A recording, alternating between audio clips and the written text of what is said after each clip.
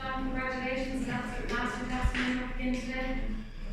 It was a great performance, yeah. It was a performance we're building towards maybe, over the last couple of months. Oh, right, okay. Bring one of those guys, yeah. Bring in Tom Morris there. Yeah. Yeah, listen, we got things right from the start, I think, today, in terms of our setup, and we got the energy levels right. We started putting a lot of pressure, I think, on Cork ball coming out of defence, and I think most of all, when we had the ball ourselves, we used it really, really well and managed to create a lot of space. And to be fair, the lads up front really were running like mad into the spaces, and we're retaining the ball, so our accuracy was very high. I just think we got into a flow, and when you get into that state, it's really, really hard to stop. It's very active full time, I know that, but how are you feeling? And going back-to-back titles, it's 3 and 4 years, it must be overwhelming a bit. It is hard to comprehend, sure. It's, it just seems like yesterday we were after having 2 championship matches in 2017 in last sport, and we're facing into a winter of complete and utter total soul searching, and I suppose we've just managed to turn it around, and there's a great confidence in the group, there's a great work ethic in the group, there's a great capacity there. They seem to be able to push the boundaries of their performances outwards and upwards on a continual basis, and they're very much on an upward trajectory at the moment, and we just got to keep pushing the boundaries. You're already the most successful Limerick team there. Do you have the hunger to go on and make that effort in the weather? Listen, I'm not worried about what's coming down the road at all. For me at the moment, and I'm sure for the lads, it's about now. It's about enjoying today. It's a great privilege to be here today. It's a great privilege to be, after putting in a performance like that in the most important sporting fixture in hurling in the country today, and to do that when you need it most, there's tremendous satisfaction in producing that level of performance. And it was a huge collective effort, I think, which gives me even greater satisfaction, because the guys maybe who didn't even feature today, lads who didn't make the 26 today, lads who didn't make the starting 15 today, they put in tremendous efforts and performances over the recent weeks, as only as late as last Tuesday night, and it was their sharpening of the blade, if you like, that produced that performance today, and their contribution very much needs to be acknowledged by me and by the rest of the group, because without it you can't produce levels of performance like that. John, could you imagine a margin at that scale this morning? No, absolutely not. No, and listen, I'll be straight with you. I was acutely aware of Cork's rising levels of performance over the summer, and the confidence they were garnering, the support that they were garnering. They had a head of steam up, and when you have a head of steam, as we know in 18, it can be often very hard to stop that. So whilst we were aware of it, we didn't obsess about it, and we trusted our own players. We trusted the work that we were doing, and we stayed focused on that work, and stayed focused on what was important to us going into today's game and trying to deliver on that. And anything that was a consequence of today's result was irrelevant to us in our own space. Obviously there's a context, there's a narrative there, but that's not part of what we're involved in. We're involved in preparing the team to perform, and the players are involved in preparing themselves to get the best out of themselves. So yeah, after these things have happened, it's great to take a moment to maybe consider the achievements, but I think ultimately for people involved with teams, it's all about the performance and the satisfaction that the coaches, that Paul Kinnerk can take from that performance today. Alan Cunningham and Angus O'Brien, Donald Grady, Timmy Houlihan, Sean O'Donnell, Carolyn, all our backroom team, you know, the satisfaction that they can take from their work coming to fruition on the pitch on the most important day, you know, that's real satisfaction. Did you feel that performance coming? Yeah, listen, we're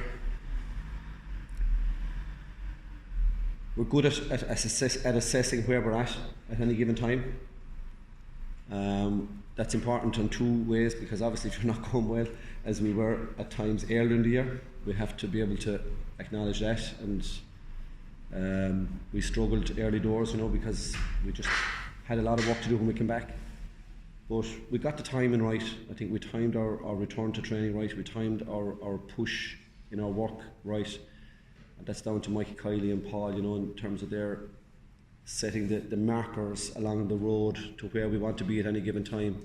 So huge kudos to them guys, because they got us right on the day that it mattered most to be ready for. So we were incrementally building towards today during the course of the year, but we had setbacks along the way, such as the Munster final first half, you know, complete and utter, you know, fail on our part, you know, to perform on that occasion in the first half.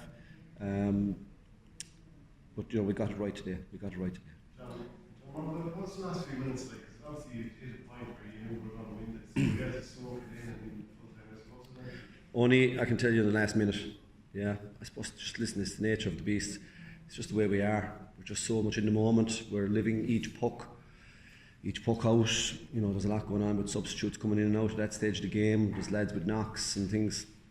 And even though there is a margin there, you never really take your foot off the gas until it's over, you know, and that's just the way it is. And I would be disappointed if we did anything different, to be honest with you. I think that would be a mark of disrespect to the opposition if we were to do anything different. John, can I just ask you on Declan Hannon, when he was coming off the field, there was a standing ovation, huge applause. Can I just ask his leadership might bring to the group? What's special with him? So I suppose it's reflective of what Tom has just said, to be honest. It's just the sheer honesty of the guy. You know, I was here in 2013 with him when, you know, he had, you know, a day where it just things didn't work out for him. And, you know, he had a really tough time at that stage, but he always stuck with it, you know. And I think the honesty of the guy is something that you can see every time he takes to the field. And I guarantee you, most of the guys around him will tell you that if they make a mistake, one of the first guys that's down the drain pipe trying to help him out is Declan. He will be the first to make that reaction to help somebody else that's in trouble. And again, you know, thankfully, you know, being the guy he is, he carries the captaincy very lightly. You know, he doesn't take it as being something for him. He takes it as being something that's representative of the group. And Declan will always put the group before himself, always. And I think that's what makes him a great captain. And that's what we would hope all our players would espouse. But he does it really, really well from the front. And you'll never see him getting upset by a mistake. He'll only react as to how I can actually make up for that mistake, whether it's his or somebody else's. So I think that's really what's great about Declan, the fact that he's been captain for the last couple of All-Irelands isn't an important factor at all. The record books will reflect that, but in terms of its material and performance to our group or to Declan, it won't be up there. I can tell you that. He'll value his role with the group and his contribution to the group far higher. John, 2018 obviously was the homecoming of all homecomings. Then 2020 obviously behind closed doors, no homecoming. The same again this year.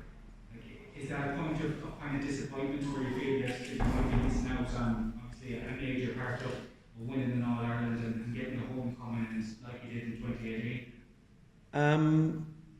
Listen, it was great to have the crowd here today, and I have all our supporters and many family members and club members, you know, friends, colleagues at work, having them all there here with us and the wider GA community in Limerick with us today.